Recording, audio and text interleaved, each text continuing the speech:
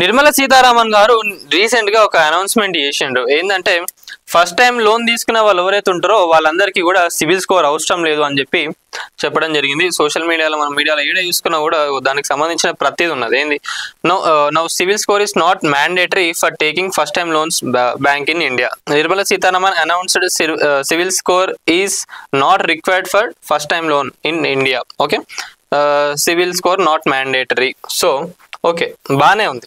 ఎవరికైతే నిజంగా చాలా ఇంపార్టెంట్ ఉంటుందో వాళ్ళందరికీ కూడా ఇది ఒక మంచి అవకాశం. కానీ దీన్ని మిస్యూజ్ చేయడానికే చాలా వరకు కూడా ఈజీగా ఉంటుంది.